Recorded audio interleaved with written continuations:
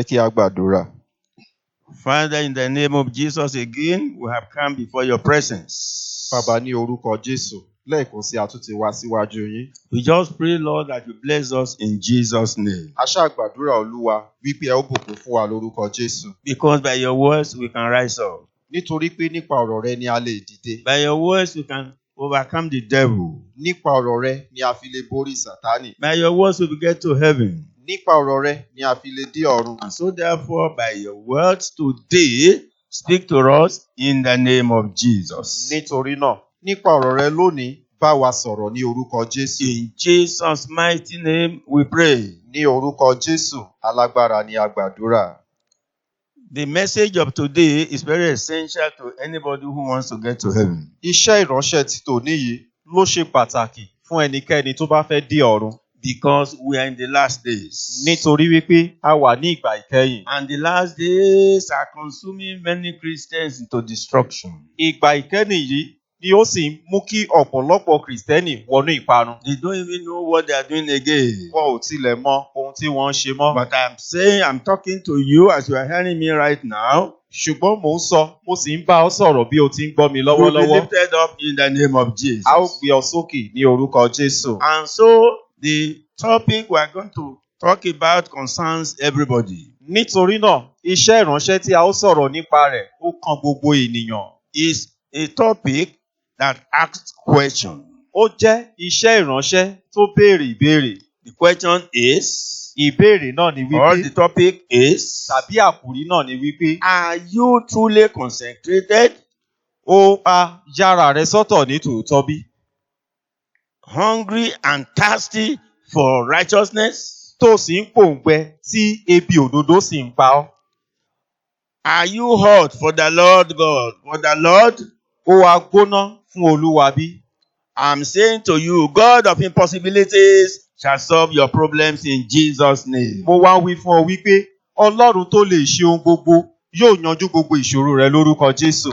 So therefore, we are starting and I'm asking you to listen well because it is an important issue. Nítorí náà, bí a ti ń bẹ̀rẹ̀, mo ń wí fún ọ láti tẹ́tí sílẹ̀ dáradára torí pé ó jẹ́ iṣẹ́ ìránṣẹ́ tó ṣe pàtàkì. In this period of coronavirus, Ní àkókò àrùn kòrónà and with the target of the devil to close churches, àti pẹ̀lú ìfojúsùn Sátánì láti gbé àwọn ilé ìjọsìn tì pa. why? For the devil knows when children of God pray, the pandemic disease shall be over and be dissolved. Kí ni èrèdí? Torí pé Sátánì mọ̀ wípé nígbà tí àwọn ọmọ Ọlọ́run bá gba àdúrà, àjàkálẹ̀ àrùn yìí yóò dópin, a ó sì túká. Do you know Ǹjẹ́ o jẹ́ mọ̀ wípé many Christians have become lukewarm, ọ̀pọ̀lọpọ̀ Kìrìsìtẹ́nì ni ó ti di ìlọ́wọ́wọ́, discouraged, ọ̀pọ̀lọpọ̀ ni ó ti sú, and many have backslided. ọ̀pọ̀lọpọ̀ tilẹ̀ ti bojú wẹ̀yìn, Many even have forgotten Sunday as a day of worship. ọ̀pọ̀lọpọ̀ tilẹ̀ ti gbàgbé wípé ọjọ́ Olúwa ó jẹ́ ọjọ́ ìjọsìn, They need to give praises and thanks to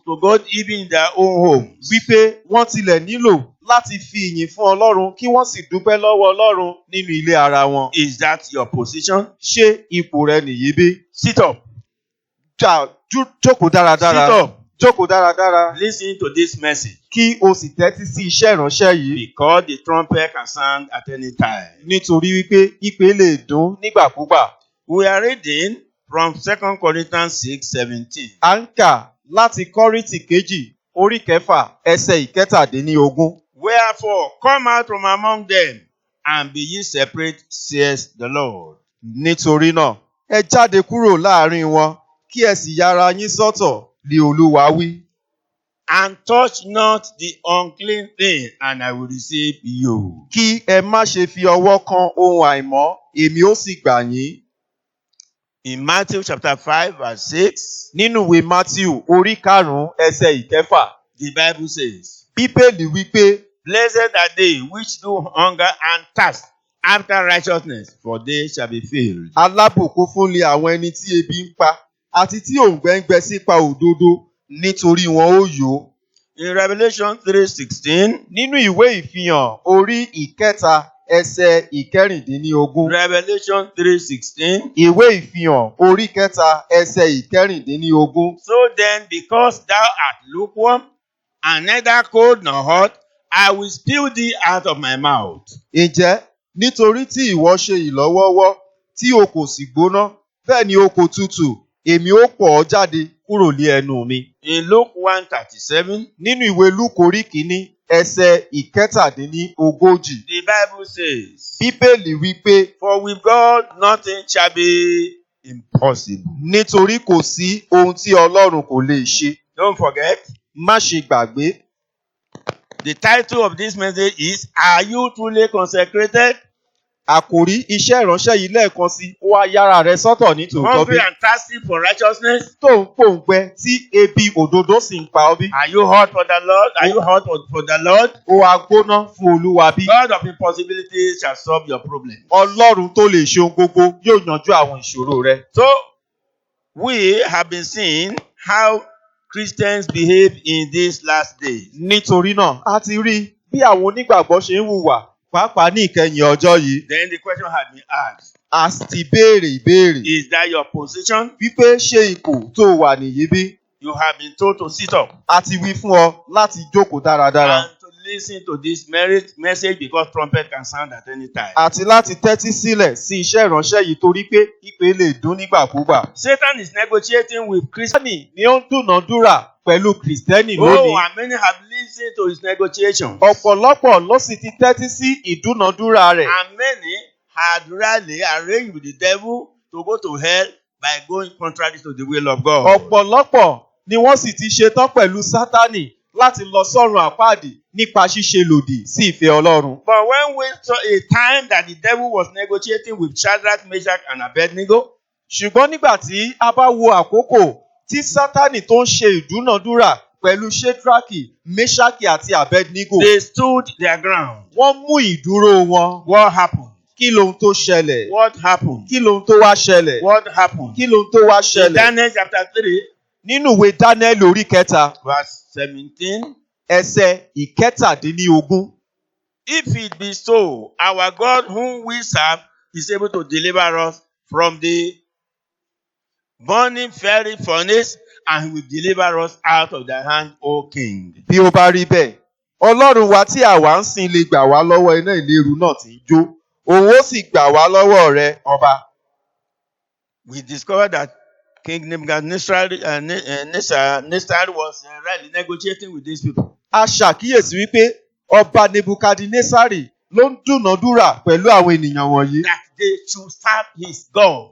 Wípé kí wọ́n sin òrìṣà òun. And you have heard what Shadrach, Meshach, and Abednego had said. A sì ti gbọ́ ohun tí Ṣédrákì, Méṣákì àti Abednego fi dá a lóhùn. And they continue, but if not, be it known unto thee, O king, that we will not serve thy God, nor worship the golden image which thou hast set up. Wọ́n tẹ̀síwájú ẹsẹ̀ ìkejìdínlógún.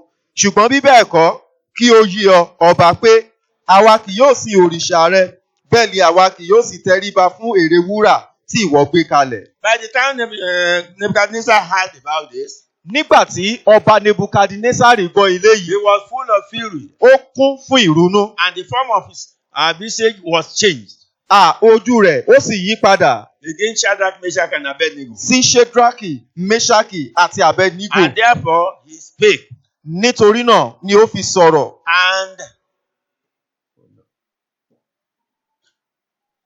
and commanded that they should heat the furnace 7 times more than it was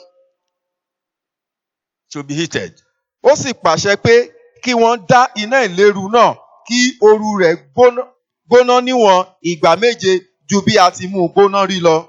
Without going far, we discovered that these children, these 3 of them, they were thrown into the fire. Láì fi àkókò ṣòfò, a ṣàkíyèsí pé àwọn mẹ́tẹ̀ẹ̀ta wọ̀nyí la gbéjù sínú iná. And the people that threw them to the fire really burnt them even to ashes. Àwọn tí ó sì jù wọ́n sínú iná, ooru iná yìí ló lù wọ́n pa. And they fell into the furnace. Wọ́n sì ṣubú sínú iná ìléru And náà. by the time they fell into the furnace, Nígbà tí wọ́n ṣubú sínú iná What ìléru happened? yìí, kí lohun tó ṣẹlẹ̀? the king Nebuchadnezzar really looked at the fire and saw another person with them in that fire. Ọba Nebukadnesari ló wo iná ìléru yìí tó sì rí ẹlòmíràn pẹ̀lú wọn nínú iná ìléru náà. Then Nebuchadnezzar came near to the mouth of the burning fiery furnace and spake and said, Shadrach, Meshach, and Abednego, ye servants of the Most High God, come forth and come hither. Then Shadrach, Meshach, and Abednego came forth of the midst of the fire.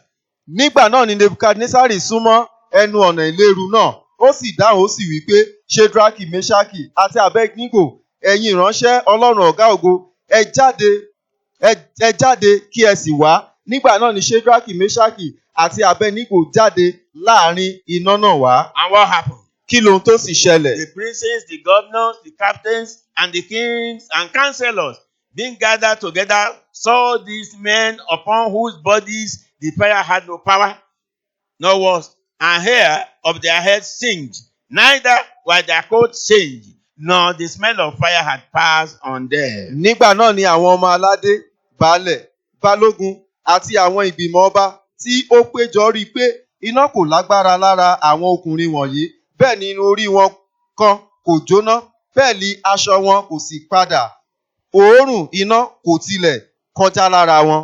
What happened? Kí lohun tó ṣẹlẹ̀? Then Nebuchadnezzar spake and said, Blessed be the God of Shadrach, Meshach, and Abednego, who have sent his angel and delivered his servants that trusted in him, and have changed the king's word, and yielded their bodies, that they might not serve nor worship any god except their own God. Ẹsẹ̀ ìkejìdínlọ́gbọ̀n.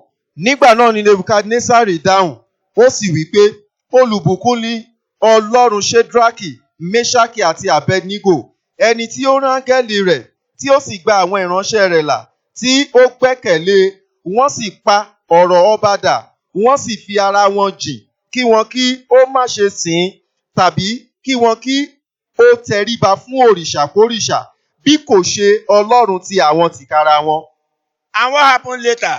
Kí lohun tó ṣẹlẹ̀ lẹ́yìn òrẹ́yìn? Nebuchadnezzar said, Therefore I make a decree that every people, every nation and language which speak anything amiss against the God of Shadrach, Meshach, and Abednego shall be cut in pieces. Oh, and their houses shall be made a dunghill, because there is no other God that can deliver after this sort. Nebukadnesari wá sọ̀rọ̀ wípé, nítorí náà, èmi pàṣẹ pé olúkúlùkù ènìyàn, orílẹ̀ àti èdè tí ó bá sọ ọ̀rọ̀ òdì sí Ọlọ́run Ṣédrákì, Méṣákì àti Abednego, a ó ké wẹ́wẹ́, a ó sì sọ ilé rẹ̀ di ààtàn, nítorí kò sí Ọlọ́run mìíràn tí ó lè gbanilà bí irú èyí. When you stand for your God, Nígbà tó bá dúró fún Ọlọ́run when rẹ, you refuse to compromise, tó kọ̀ láti gbọ̀jẹ̀gẹ́, even in these last days, pàápàá jùlọ ní ìgbà ìkẹyìn yìí, what we follow? kí lohun tí yóò tẹ̀lé?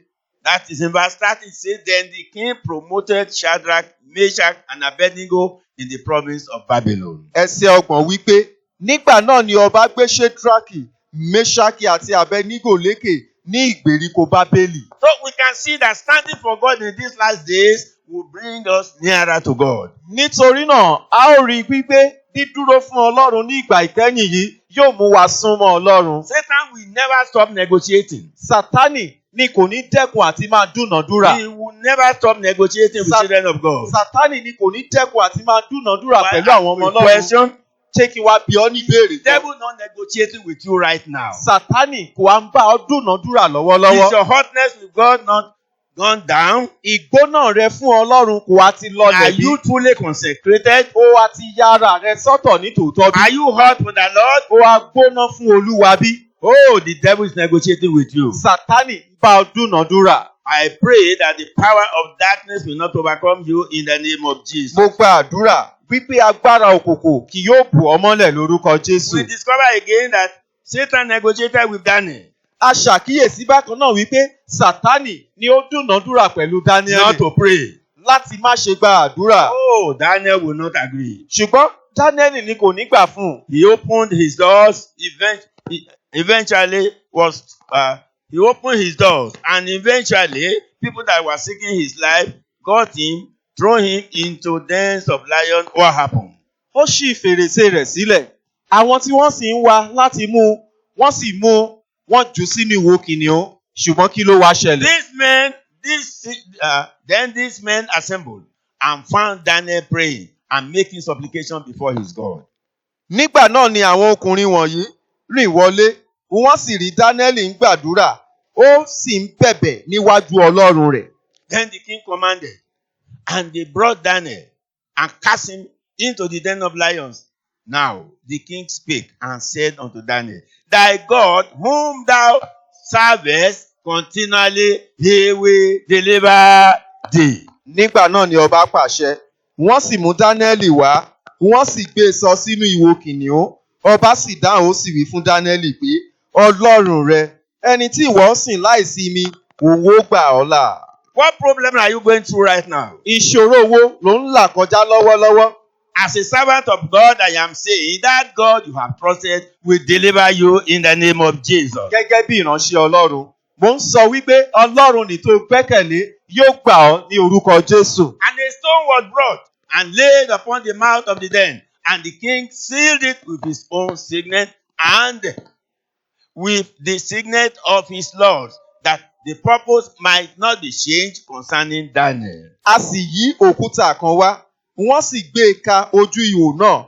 Ọba sì fi òrùka ìdìdí rẹ̀ sàmì sí i àti òrùka ìdìdí àwọn ìjòyè rẹ̀, kí ohunkóhun má ṣe yí padà nítorí Dáníẹ́lì.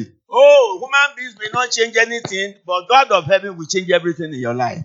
Ènìyàn lè má pa ohunkóhun dà, ṣùgbọ́n Ọlọ́run ọ̀run yóò yí ohun gbogbo padà nínú ayé rẹ. The king was not contented with the position of Daniel in the den of lions. Ipò tí Dáníẹ́lì wà nínú ìwo kìnìún ni kò tẹ́ ọba lọ́rùn. Earlier in the morning, he went even to speak to Daniel in the hole. Lówùúrọ̀ kùtùkùtù ọjọ́ kejì ló lọ láti lọ bá Dáníẹ́lì sọ̀rọ̀ nínú ìwo kìnìún. And what happened? Kí lohun tó ṣẹlẹ̀? In verse 22.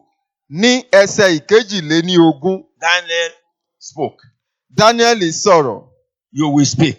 Ó sọ̀rọ̀. You will speak. Ó sọ̀rọ̀. Of the glory of God. Ó sọ̀rọ̀ The ògo perfection Ọlọ́run. of God. Nípa And the power of the living God. àti nípa agbára Ọlọ́run. My God has sent his angel and had shut the lion's mouth, that they have not hurt me.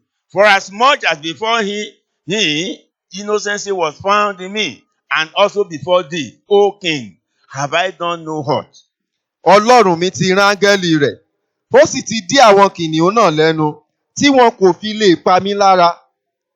Gẹ́gẹ́ bí a ti rí mi láì lẹ́ṣẹ̀ níwájú rẹ̀ àti níwájú rẹ̀ pẹ̀lú ọba, èmi kò sì ṣe ohun búburú kan. Then was the king exceedingly glad for him, and commanded that they should take Daniel up out of the den. So Daniel was taken up out of the den, and no manner of hurt was found upon him, because he believed in his God. Nígbà náà ni ọba yọ̀ gidigidi, ó sì pàṣẹ pé kí wọn kí ó fa Dáníẹ́lì jáde kúrò nínú ihò. Bẹ́ẹ̀ ni a sì fa Dáníẹ́lì jáde kúrò nínú ihò. A kò sì rí ìpalára lára rẹ̀, nítorí tí ó gba Ọlọ́run rẹ̀ gbọ́. All the negotiation the devil is having with you shall fail in the name of Jesus. Gbogbo ìdúnàdúrà tí Sátánì ní pẹ̀lú rẹ̀ yóò kùnà lórúkọ And what Jésù. happened later? Kí lohun tó ṣẹlẹ̀ lẹ́yìn And ọ̀rẹ́yìn? the king commanded in verse 24, and they brought those men which had accused Daniel, and they cast them into the den of lions. Then their children and their wives and the lions had the mastery of them, and break all their bones in pieces, or ever they came at the bottom of the den. Ẹsẹ̀ ìkẹrìnléníogún Dáníẹ́lì orí kẹfà. Ọba sì pàṣẹ pé kí a mú àwọn ọkùnrin wọn nì wá, tí ó fi Dáníẹ́lì sùn. Wọ́n sì gbé wọn sọ sínú ihò kìnìún, àwọn àti àwọn ọmọ wọn àti àwọn aya wọn, kí wọn kí ó tó dé ìsàlẹ̀ ihò. Àwọn kìnìún borí wọn, wọ́n sì fọ́ egungun wọn túútúú. I pray all your enemies shall be consumed by lions of the world in Jesus' name. Gbogbo àdúrà, gbogbo àwọn ọ̀tá rẹ ní kìnìún ayé yóò jẹrun lórúkọ Jésù. Pharaoh also negotiated with the Israelites. Bákan náà, Fáráò ni ó dúnàádúrà pẹ̀lú àwọn ọmọ Ísírẹ́lì. They should stay with him. wípé kí wọ́n dúró ti òun. When God said they should move forward. Nígbà tí Ọlọ́run bá wọn sọ̀rọ̀ láti tẹ̀síwájú. But they told him the mind and instruction of God. Ṣùgbọ́n wọ́n wí fún ọkàn àti àṣẹ Ọlọ́run. In Exodus chapter 23, Ní Ẹ́kísódù orí verse kẹtàléníogún. 23 says, For my angel shall go before thee, and bring thee in unto the Amorites, and the Hittites, and the Perizzites, and the Canaanites, the Hivites, and the Jebusites, and I will cut them off. God will cut off all your enemies in the name of Jesus. Ẹsẹ̀ ìkẹtàléníogún. Nítorí tí àwọn áńgẹ́lì mi yóò ṣáájú rẹ, yóò sì mú ọ dé ọ̀dọ̀ àwọn ènìyàn Amórì, àti àwọn Hítì, àti àwọn Pérísì, àti àwọn ará Kénáánì, àwọn Ífì, àti àwọn Jébúsì. Èmi ó sì ké wọn kúrò, Ọlọ́run yóò ké àwọn ọ̀tá rẹ kúrò. Verse 24 says, Thou shalt not bow down to their gods, nor serve them, nor do after their works, but thou shalt utterly overthrow them and quite break down their images. Ẹsẹ̀ ìkẹrìnléníogún wípé ìwọ kò gbọ́dọ̀ tẹríba fún òrìṣà wọn, bẹ́ẹ̀ ni ìwọ kò gbọ́dọ̀ sìn wọ́n, kí o má sì ṣe gẹ́gẹ́ bí ìṣe wọn, bí kò ṣe pé kí ìwọ kí ó fọ́ wọn túútúú, kí ìwọ kí ó sì wó ère wọn palẹ̀. And ye shall serve, verse 25, the Lord your God, and he shall bless thy bread and thy water, and I will take coronavirus, I will take sickness away from the midst of thee. Ẹsẹ̀ ìkarùndínlọ́gbọ̀n. Ẹ̀yin ó sì máa sin Olúwa Ọlọ́run yín, òun ó sì bù sí oúnjẹ rẹ àti omi rẹ. Èmi ó sì mú àrùn kòrónà kúrò, èmi ó sì mú àrùn kúrò láàrin rẹ. Why are you compromising Èéṣe tó fi ń gbọ̀jẹ̀gẹ́ with the world? pẹ̀lú ayé? You need to be truly consecrated. O nílò láti ya ara rẹ sọ́tọ̀ ní tòótọ́. What do you mean by consecration? Kí ló túmọ̀ sí láti ya ara ẹni sọ́tọ̀? Consecration to Christ means to be completely immersed in him and in his love. Ìyàsọ́tọ̀ fún Ọlọ́run ó túmọ̀ sí láti rí ara ẹni bọ inú rẹ̀ àti bọ inú ìfẹ́ rẹ̀. Today, true consecration is lacking in Christianity. Lónìí, ìyára ẹni sọ́tọ̀ pátápátá fún Ọlọ́run ó ṣọ̀wọ́n láàrin àwọn onígbàgbọ́. Many Christians are holding to Jesus beforehand and holding the world beforehand. Ọ̀pọ̀lọpọ̀ onígbàgbọ́ ni wọ́n di Jésù mú pẹ̀lú ọwọ́ kan tí wọ́n sì di ayé mú pẹ̀lú ọwọ́ kan. How can you say you are a Christian Báwo lo ṣe lè sọ wípé o jẹ́ onígbàgbọ́ and you begin to tell lies tí o sì ń parọ́, and you begin to fornicate tó sì ń ṣe àgbèrè, and you begin to steal tó sì ń jalè, and begin to run away from the church of the living God? tó sì ń sá kúrò nínú ìjọ And Ọlọ́run? all the friends you have are worldly friends. Àti wípé gbogbo àwọn ọ̀rẹ́ tó o ní aláìgbàgbọ́ ni wọ́n. And you call yourself a Christian and you consult which doctor? Ó pe ara rẹ ní ọmọ Ọlọ́run, ó sì tún lọ sọ́dọ̀ àwọn adáhunṣe. Or you call yourself a Christian, a consecrated Christian, and you are a witch in the church of God. Tàbí ó pe ara rẹ ní ọmọ Ọlọ́run tó ti yára rẹ̀ sọ́tọ̀ fún Ọlọ́run tó sì jẹ́ àjẹ́ You nínú ìjọ are Ọlọ́run. a wizard Tó jẹ́ oṣó or familiar spirited person. tàbí tó jẹ́ ẹlẹ́mìí èmèrè. Which heaven are you going? Irú ọ̀run wo lò ń lọ? Which heaven are you going? Irú ọ̀run wo lò ń When we lọ? look at Exodus 22:18, Tá a bá wo ìwé Ẹ́kísódù orí kejìléníogún ẹsẹ̀ Exodus ìkejìdínlógún. 22:18, Ẹ́kísódù orí kejìléníogún ẹsẹ̀ ìkejìdínlógún. Exodus 22:18. Ẹ́kísódù orí kejìléníogún ẹsẹ̀ ìkejìdínlógún. It says, Thou shalt not suffer a witch to live. Ó sọ wípé ìwọ kò gbọ́dọ̀ jẹ́ kí àjẹ́ kí ó wà láàyè. When we also look at Leviticus 19:31. Bákan náà, tí a bá wo ìwé Leviticus 19:31. tí a bá wo ìwé Lẹ́fítíkù orí kọkàndínlógún ẹsẹ̀ ìkọkànléníọgbọ̀n. Regard not them that have familiar spirits, neither seek after wizards to be defiled by them. I am the Lord your God. Má ṣe yí padà tọ̀ àwọn tí ó ní ìmọ̀ àfọ̀ṣẹ. Bẹ́ẹ̀ ni kí ẹ̀yin kí ó má sì ṣe wá àjẹ́ kiri láti fi wọ́n bara yín jẹ́. Èmi li Olúwa Ọlọ́run yín. In Isaiah chapter 8 verse 19. Ìwé Àìsáyà orí ìkẹjọ ẹsẹ̀ ìkọkàndínlógún. And when they shall say unto you, Seek unto them that have familiar spirits, and unto wizards, that pip and that mortar, should not a people seek unto their God for the living to the dead? Nígbà tí wọ́n bá sì wí fún yín pé ẹ wá àwọn tí ń bá òkú lò àti àwọn oṣó tí ń ké tí sì ń kùn, kò á yẹ kí orílẹ̀-èdè kí ó wá Ọlọ́run wọn ju kí àwọn alààyè máa wá àwọn òkú. It means witches, wizards, and all these people, they are dead people. Ó túmọ̀ sí pé oṣó, àjẹ́, àwọn èèyàn wọ̀nyí òkú ni wọ́n. You are listening to me. How many times have you visited witches and wizards? Ó ń gbọ́ mi báyìí, ìgbà mélòó ló ti tọ̀ àwọn oṣó àti àwọn àjẹ́ lọ? God will save you. Ọlọ́run yóò gbà ọ́. What am I saying? A concentrated person may go through every act of suffering like Paul. Àwùjọ ara wọn sọ́tọ̀, wọ́n lè la onírúurú àwọn inúnibíni ìpọ́njú kọjá bíi Pọ́ọ̀lù. They can even be warned, like Paul was warned of the dangers of suffering. A tilẹ̀ lè kìlọ̀ fún wọn gẹ́gẹ́ bí a ti kìlọ̀ fún Pọ́ọ̀lù àwọn ewu tó wà nínú àwọn wàhálà tó ń là kọjá. We will not go into reading Acts 21. Please, you have to read it at home, 11 to 15. Bó tilẹ̀ jẹ́ wípé a ò ní kà á, ṣùgbọ́n láyé ara rẹ̀ o lè kà á. Iṣẹ́ àwọn àpọ́stélì orí 21 ẹsẹ̀ 11 sí 15. Prophet Agabus came to Caesarea where he met Philip. Wòlíì Ágábù ló wá sí Caesarea níbi tí ó ti rí Fílípì. And there Paul and his entourage were still waiting. Níbẹ̀ Pọ́ọ̀lù àti àwọn akọ̀wọ́rìn pẹ̀lú rẹ̀ wọ́n sì ń dúró. And there Agabus took the girdle of Paul and said, whoever has this thing shall be, and he tied it to his hands and said, this was how he would be tied in Jerusalem. Níbẹ̀ ni wòlíì Ágábù tó mú àmùrè Pọ́ọ̀lù tó sì dì í tó sọ wípé ẹni tó ní àmùrè yìí bẹ́ẹ̀ ni a máa dì í ní Jerúsálẹ́mù. Paul didn't care. Ṣùgbọ́n Pọ́ọ̀lù tilẹ̀ bìkítà. Why are you troubling me? Ó wá sọ wípé èéṣe tó fi ń yọ mí Why are lẹ́nu. you weakening my soul? Èéṣe tí o fi ń mú kí ọkàn mi I am rẹ̀wẹ̀sì. not ready to be tied only but to die for Christ. That is consecration. Mi ò ṣetán láti pé mi ò lọ fún dídè nìkan, ṣùgbọ́n mo ṣetán láti kú fún Kristi pẹ̀lú. And you Èyí will jẹ́ ìyára ẹni sọ́tọ̀. And you will remember in Galatians 2:20 what Paul said. Bákan náà, a lè rántí nínú Gàlátíà orí 2 ẹsẹ̀ 20 ohun tí Pọ́ọ̀lù wí. He says, I am crucified with Christ. Nevertheless, I live.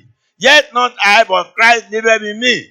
And the life which I now live in the flesh, I live by the faith of the Son of God, who loved me and gave himself for me. Ó sọ wípé a ti kàn mí má gbélébùú pẹ̀lú Kristi, ṣùgbọ́n mo wà láàyè. Síbẹ̀ kìí ṣe èmi mọ́, ṣùgbọ́n Kristi wà láàyè nínú mi. Wíwà tí mo sì wà láàyè nínú ara, mo wà láàyè nínú ìgbàgbọ́ ọmọ Ọlọ́run, ẹni tí ó fẹ́ mi, tí ó sì fi ohun tìkára rẹ̀ fún mi. And gave himself to me. Yeah, I've completed. So therefore I am saying, as many as are still standing for God, God will hold you to the end in the name of Jesus. Nítorí náà mo ń sọ wípé iye àwọn tó sì dúró fún Ọlọ́run, Ọlọ́run yóò di ọmú dé òpin lórúkọ Jésù. Many compromise their faith Ọ̀pọ̀ ló ti gbọ̀jẹ̀gẹ́ ìgbàgbọ́ wọn or their consecration. tàbí ìfarajì wọn. Why? Because they want to get married. Kí ni èrèdí? Torí pé wọ́n fẹ́ ṣe ìgbéyàwó.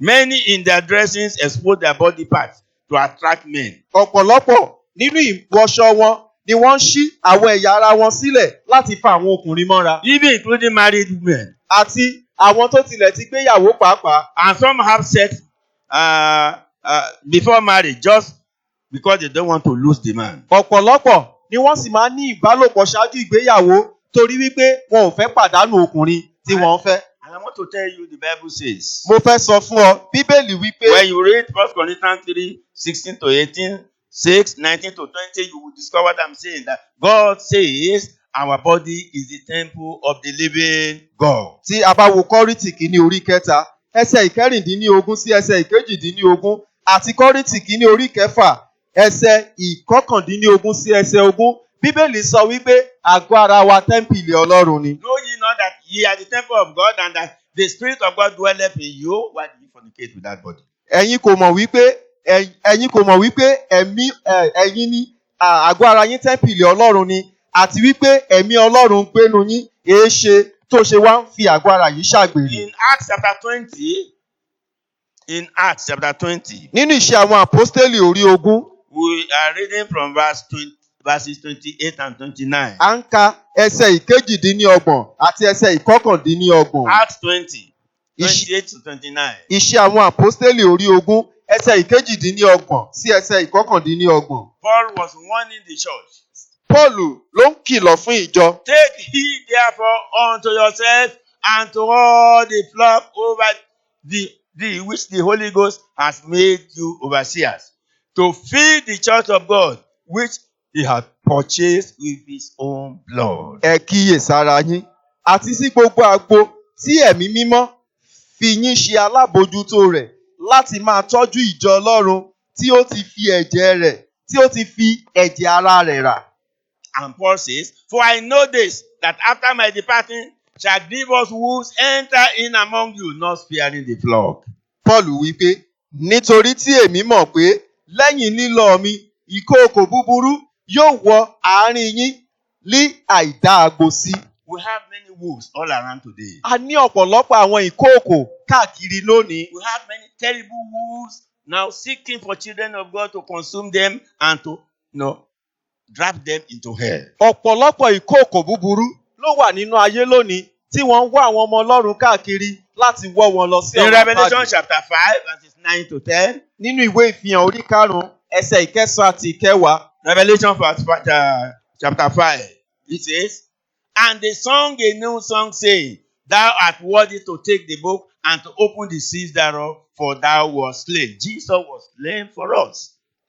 Ó sọ wípé, wọ́n sì ń kọ orin tuntun kan wípé, ìwọ ni ó yẹ láti gba ìwé náà àti láti ṣí èdìdì rẹ̀ nítorí tí a ti pa ọ́ ṣé a lè rí apá Jésù fún wa. If Jesus has been slain for us, then why do we compromise our Christianity? Verse 10. Tí Jésù bá wá kú fún wa, tá a pa Jésù nítorí tiwa, èéṣe tá a ṣe ń pọ̀jẹ̀gẹ́ ìgbàgbọ́ wa, ẹsẹ̀ 10. And has made us unto our God kings and priests, and we shall reign on the earth. This earth is made for Christians to reign. Why do you compromise your Christianity? Ìwọ sì ti ṣe wọ́n lé ọba àti àlùfáà sí Ọlọ́run wa, wọ́n sì ń jọba lórí ilẹ̀ ayé, ṣé a lè rí? Ayé yìí wà fún àwa onígbàgbọ́ láti ṣe àkóso èéṣe tó ṣe ń gbọ̀jẹ̀gẹ́. Then we will reign with him in heaven. Bákan náà, a ó tún bá a jọba ní He will ọ̀run. bring us back to this earth again. Yóò tún mú wa padà wá sínú ayé yìí. To reign. A ó tẹ̀síwájú láti Why máa jọba. Compromise. Èéṣe tó ṣe ń Why do you gbọ̀jẹ̀gẹ́? allow the things of the world to Yes. separate you from God? Ṣe tó fi gba àwọn ayé láàyè láti yà ọ́ nípa kúrò lọ́dọ̀ May Ọlọ́run. God deliver us in Jesus' name. Ọlọ́run yóò gbà wá lórúkọ Jésù. Let me give you a small case study. Jẹ́ kí n wá fún ọ ní ọ̀rọ̀ kan. The case study of a lady Ìtàn ohun tó ṣẹlẹ̀ sí ọmọbìnrin kan ni. who wanted to get married. Ẹni tí ó fẹ́ ṣe ìgbéyàwó. This lady, the very day she was to marry, she was abducted.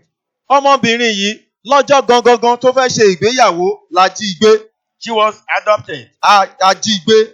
And by the time she was adopted, Nígbà tí a jí ọmọbìnrin yìí gbé, she was handcuffed. a fi ẹ̀wọ̀n sí lọ́wọ́.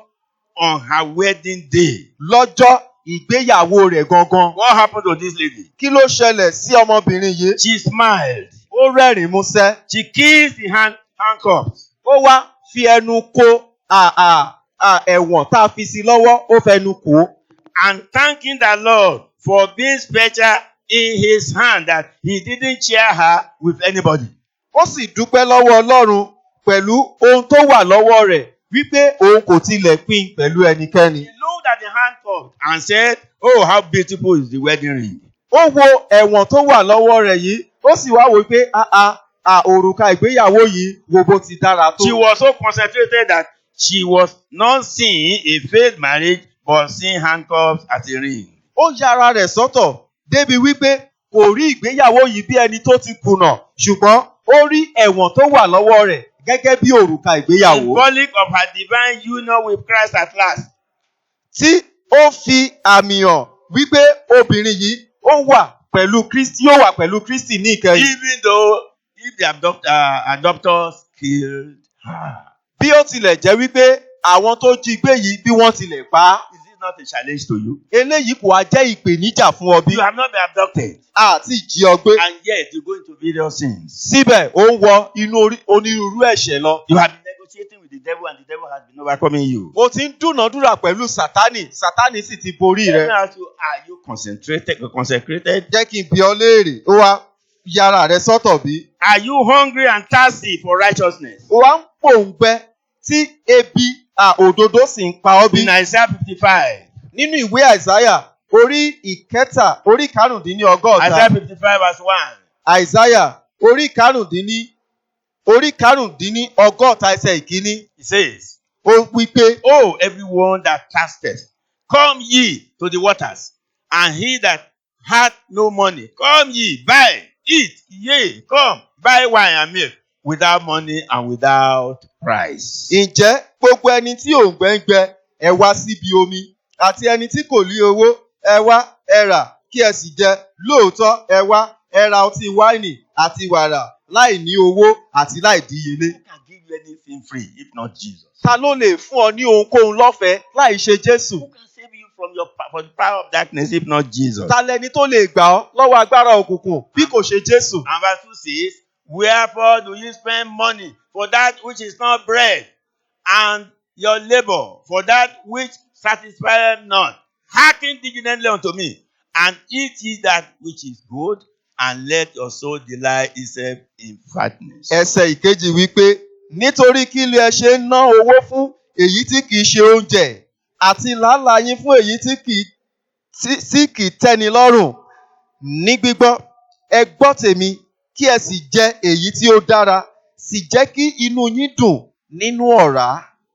So we can see that someone who is thirsty for righteousness, Nítorí náà a lè rí wípé ẹni tó ń pòǹgbẹ òdodo his or her disposition will show areas of interest in godliness.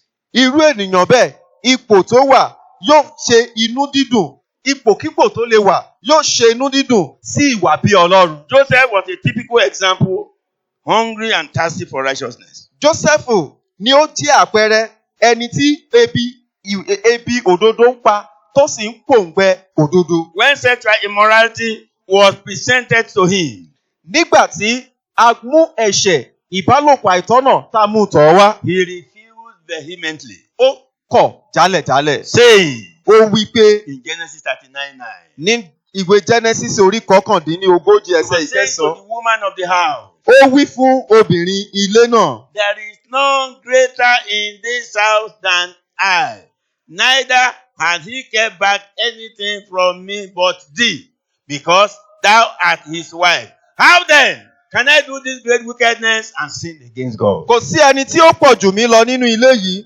bẹ́ẹ̀ ni kò sí ohun kan bẹ́ẹ̀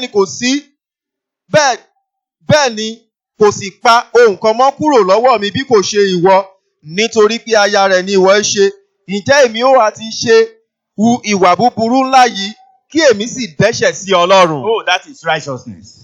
Eléyìí jẹ́ òdodo. Many people have forgotten, many Christians have forgotten what is called righteousness today. Ọ̀pọ̀lọpọ̀ Kìrìsìtẹ́nì lónìí ló ti gbàgbé ohun tí wọ́n ń pè ní òdodo. They can do so many terrible things. Wọ́n lè ṣe ọ̀pọ̀lọpọ̀ àwọn ohun tó burú. And when they do it, they tell a lot of lies and then they begin to say, no, they don't even care whatever happens. Nígbà tí wọ́n bá sì ṣe, wọ́n ó tún máa pa ọ̀pọ̀lọpọ̀ irọ́ láti gbé ara wọn lẹ́sẹ̀. Wọn ò tilẹ̀ bìkítà ohunkóhun tó lè ṣẹlẹ̀. Do you know Daniel also was another example? Ǹjẹ́ o jẹ́ mọ̀ wípé Dáníẹ́lì bákan náà ó jẹ́ àpẹẹrẹ He mìíràn? refused to defile himself with food in a strange land. Ó kọ̀ láti bá ara rẹ̀ jẹ́ pẹ̀lú oúnjẹ ní ilẹ̀ àjòjì. Food that had been offered to idols. Àwọn oúnjẹ tá a ti fi rúbọ sí òrìṣà. When you get home, you can go and read Daniel chapter 1 verses 5 to 15. O lè ka Dáníẹ́lì orí kìíní ẹsẹ̀ ìkarùn-ún sí ẹsẹ̀ ìkarùndínlógún. We discovered that Daniel told the chief,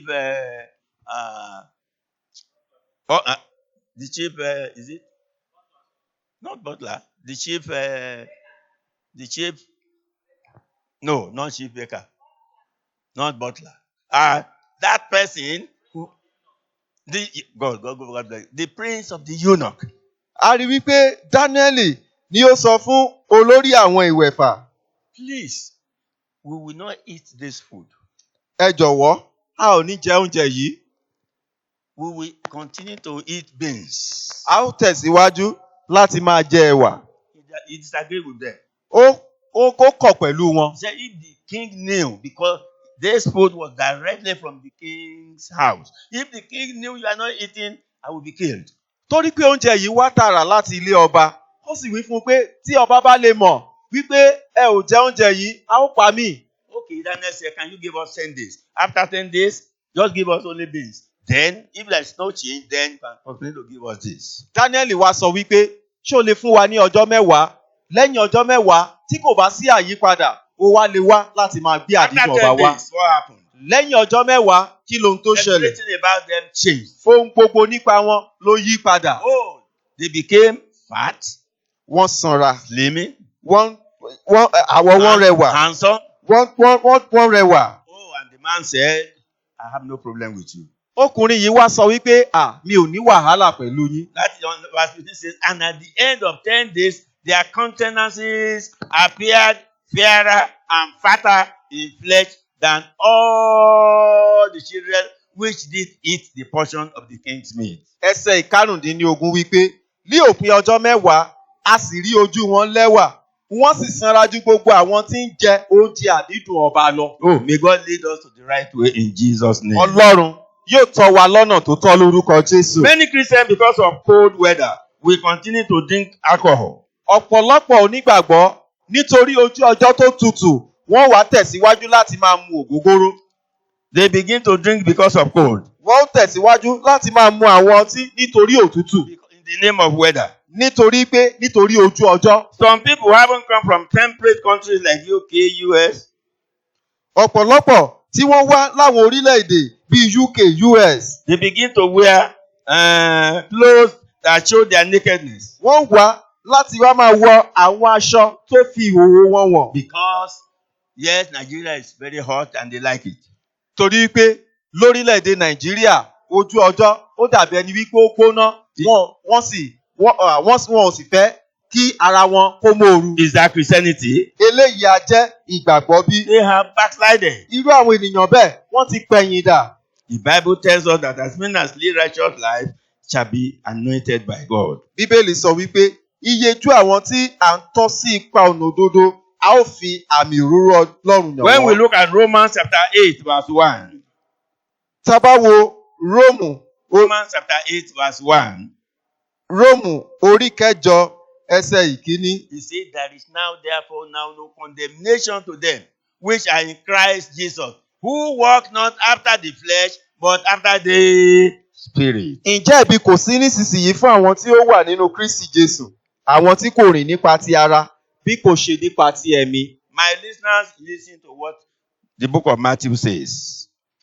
Olùgbọ́ mi, Matthew 6:33. tẹ́tí sí ohun tí Matthew wí nínú ìwé Matthew orí kẹfà ẹsẹ̀ ìkẹtàléníọgbọ̀n. For seek ye first the kingdom of God and his righteousness, and all these things you are seeking for, which are not pleasant to you, but God will give you another one, shall be added unto you. Ṣùgbọ́n ẹ tètè máa wá ìjọba Ọlọ́run àti òdodo rẹ̀. Gbogbo nǹkan wọ̀nyí àwọn tí òun lé kiri tí kò bára dé, àwọn tó òun lé kiri tọ́wọ́ rẹ̀ ò tó. Bíbélì sọ wípé Bíbélì sọ pé gbogbo àwọn nǹkan wọ̀nyí lè á sì fi kún fún yín. Before we go to the end of this message, Kí a tó lọ sí òpin iṣẹ́ ìránṣẹ́ yìí, are you a true Christian? ó wá jẹ́ onígbàgbọ́ tòótọ́ bí. You must be hot O ní láti for the gbóná Lord fún Olúwa in evangelism, ní iṣẹ́ ìjèrè ọkàn, prayers, nínú àdúrà, watchfulness for the rapture, nínú ìfojúsọ́nà fún ìgbàsókè, holy living, ìgbé ayé ìwà mímọ́ and total surrender to God, àti ìyọ̀ǹda ara ẹni pátápátá fún and be Ọlọ́run. fully empowered by the Holy Spirit. Àti wípé kí o kún fún agbára ẹ̀mí mímọ́. Your hotness should be bright, not burning low or completely be out. Ìgbóná rẹ fún Ọlọ́run ni yóò máa tọ̀ sí, a kì yóò lọ sílẹ̀ tàbí kó tilẹ̀ kú pátápátá. Why? Because the devil is watching. Kí ni èrèdí? Torí pé Sátánì ó ń wò. And because the Bible says, whoever stands to be careful lest he fall. Bíbélì sọ wípé ẹnikẹ́ni tó bá rò wípé òun dúró kó kíyèsára kó má bàa ṣubú. Stay connected with God. Dúró so mọ́ Ọlọ́run. If your hotness if your healthness is low, you may be going to fellowship, look and talk like Christians, but within you, you are already gone. Tí ìgbóná rẹ bá lọlẹ̀, ìgbóná rẹ fún Ọlọ́run tó bá lọlẹ̀, ó lè máa lọ sí ìpéjọpọ̀ kí o máa sọ̀rọ̀ bí ọmọ Ọlọ́run ṣùgbọ́n nínú Ọlọ́run ó ti lọ. And also, in Revelation 3:15-16, Bákan náà nínú ìwé ìfihàn orí kẹta ẹsẹ̀ ìkarùndínlógún sí ẹsẹ̀ God says, ìkẹrìndínlógún. I know thy works, that thou art neither cold nor hot. Without wast cold or hot. So then, because thou art lukewarm and neither cold nor hot, I will spew thee out of my mouth. Ọlọ́run sọ wípé èmi mọ iṣẹ́ rẹ pé ìwọ kò gbóná bẹ́ẹ̀ ni ìwọ kò tutù. Èmi ìbá fẹ́ pé kí ìwọ kúkú tutù tàbí kí ìwọ kúkú gbóná. Ǹjẹ́ nítorí tí ìwọ ṣe ìlọ́wọ́wọ́ tí o kò sì gbóná bẹ́ẹ̀ ni o kò tutù, èmi ó pọ̀ jáde kúrò lé ẹnu mi. And so God is expecting us to be hot for him. Nítorí náà Ọlọ́run retí kí a gbóná fún òun. If you are completely burnt out and you are not serving God again, I want to tell you that dry bones can still talk. Tí o bá ti lọ pátápátá tó jó fún Ọlọ́run mọ́, tó ti jáde kúrò nínú Ọlọ́run, mo fẹ́ sọ fún ọ wípé egungun gbígbẹ ó sì lè sọ̀rọ̀. Peter went away fishing, but Jesus restored him back. Pétérù ni ó lọ láti lọ máa pa ẹja, ṣùgbọ́n Jésù dá a padà. You can be restored in the name of Jesus. A lè dá ọ padà ní orúkọ Jésù. May your life begin to burn for Christ always in the name of Jesus. Ayé rẹ yóò tẹ̀síwájú láti máa jó fún Kristi Whether ní the gbogbo devil ìgbà likes lórúkọ it or not, Jésù. one thing I am praying for, that every impossibilities in your life shall be solved in Jesus' name. Yálà Sàtánì fẹ́ tàbí Sàtánì kọ̀, ohun kan tí mo mọ̀ tó sì dá mi lójú ni wípé gbogbo kò ṣeé ṣe inú ayé rẹ lọ́lọ́run yóò ṣe tí yóò sì fòpin sí àwọn As ìṣòro we rẹ are lórúkọ ending this Jésù. message, I am saying, do you know God specializes in situations tagged impossible? Mo wá fẹ́ sọ fún ọ wípé bí a ti ń lọ sí òpin iṣẹ́ ìránṣẹ́ yìí, ìjọ jẹ́ mọ̀ wípé Ọlọ́run máa ń ṣe inú dídùn sí àwọn ohun tá a rò wípé kò ṣeé ṣe bí. Oh, you'll be an example to the world in the name of Jesus. Ó jẹ́ àpẹẹrẹ fún ayé lórúkọ Jésù. Sarah, Abraham's wife, laughed when there was that prophecy of saying she will have a baby. Sarah tó jẹ́ àrẹ Abrahamu ni ó rẹ́rìn-ín nígbà tá a sọ àsọtẹ́lẹ̀ fún pé yóò lé ọmọ. You can read Genesis 18:11-15, Ó lè- 21 and 2. O lè ka Genesis orí kejìdínlógún ẹsẹ̀ ìkọkànlá sí karùndínlógún àti orí kọkànléníogún ẹsẹ̀ ìkíní àti ìkejì. Has doctor said anything that is not really in agreement with your life? Oníṣègùn àti sọ ohunkóhun tí kò wà ní ìfìmọ̀ṣọ̀kan pẹ̀lú ayé rẹ bí. Doctor says you cannot be pregnant again. Oníṣègùn ti sọ wípé ò lè lóyún mọ́, Oh, that sickness will kill you. wípé àìsàn yẹn ni ó pa ọ́, You will die. wípé ó kú. But our God is a God of impossibilities. Ṣùgbọ́n Ọlọ́run wa jẹ́ Ọlọ́run tó máa ń ṣe àwọn tí ò ṣeé ṣe. Is it poverty or no employment? Ṣé òṣì níbí tàbí Or àìsíṣẹ́ no marriage? tàbí kò sí ìgbéyàwó? We have God that changes times and seasons. A ní Ọlọ́run tó máa ń yí ìgbà àti àkókò He padà. will change your time and seasons. Yóò yí ìgbà àti àkókò rẹ padà. We will look at Daniel 2:21, and he changed the times and the seasons. He removed kings, set up kings. He giveth wisdom unto the wise and knowledge to them that know understanding. Tá bá wo Dáníẹ́lì orí kejì ẹsẹ̀ ìkọkànléníogún, ó sì yí ìgbà àti àkókò padà, ó mú ọba kúrò, ó sì gbé ọba lékè, ó sì fi ọgbọ́n fún àwọn ọlọ́gbọ́n àti ìmọ̀ fún àwọn tí ó mòye. Your time shall come. Àkókò rẹ yóò dé. I say your time will come. Mo sọ wípé àkókò rẹ If the yóò world dé. says your case has been finished in darkness, Táyé bá sọ wípé wọ́n ti parí ọ̀rọ̀ rẹ nínú òkùnkùn. God knows what is in darkness. Ọlọ́run mọ ohun tó wà nínú In òkùnkùn. Daniel 2:22, Ní Dáníẹ́lì orí kejì ẹsẹ̀ he ìkejìléníogún. revealed the deep and secret things. He knoweth what is in the darkness, and the light dwelleth with him. Ó ń fi ohun ìjìnlẹ̀ àti àṣírí hàn. Ó mọ ohun tí ó wà ní òkùnkùn. Lọ́dọ̀ rẹ̀ ni ìmọ́lẹ̀ sì wà. Oh, I say every evil problem of your life shall be terminated in Jesus' Mo sọ name. wípé gbogbo wàhálà búburú inú ayé rẹ ni a ó ké kúrò lórúkọ Every Jésù. Peninnah and Haman of your life shall be disgraced in Jesus' name. Gbogbo Pẹ̀nínà àti Hámánì ayé rẹ la ó dójútì lórúkọ Jésù. Finally, Lákòótán, Christian life is no ordinary natural existence. Christian life is no ordinary natural existence. ìgbé ayé Kìrìsìtẹ́nì ni kì í kàn ṣe ìgbé ìwàláàyè lásán. It is supernatural. ó jẹ́ ohun tí ó jẹ́ àti àtòkè wá. And it takes supernatural power to reverse the irreversible. Agbára àti òkè wá láti ti fi lè yí àwọn ohun tí kò lè yí padà tá a lè fi yí wọn padà. And move the immovable. Àti láti fi mú ohun tí kò lè tẹ̀síwájú láti mú In your tẹ̀síwájú. life from today, Nínú ayé rẹ látòní lọ, God will make impossible possible in Jesus' name. gbogbo kò ṣeé ṣe lọ́lọ́run yóò mú kó di ṣíṣe lórúkọ Jésù.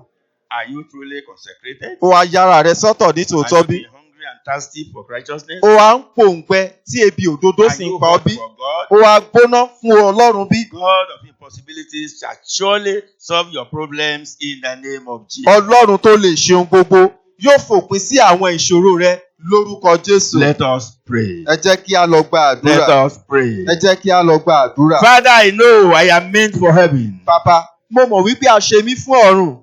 Hold me, let me be fully consecrated and useful for the kingdom in Jesus' name. Dì mí mú. Jẹ́ kí n yára mi sọ́tọ̀ pátápátá fún ọ, kí n sì wúlò fún ìjọba rẹ ní orúkọ Jésù. Satan, Sátánì, you are a liar.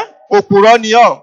No matter the situation in my life, Ohunkóhun yòówù kó tó lè ṣẹlẹ̀ nínú ayé mi. I refuse to give up Mo kọ̀ láti káwọ́ sókè on fún the ọ. God of impossibilities, Fún Ọlọ́run tó lè ṣe ohun gbogbo. who will make all things possible in my life in Jesus' name. Tí yóò mú kí ohun gbogbo di ṣíṣe nínú ayé mi ní orúkọ Jésù.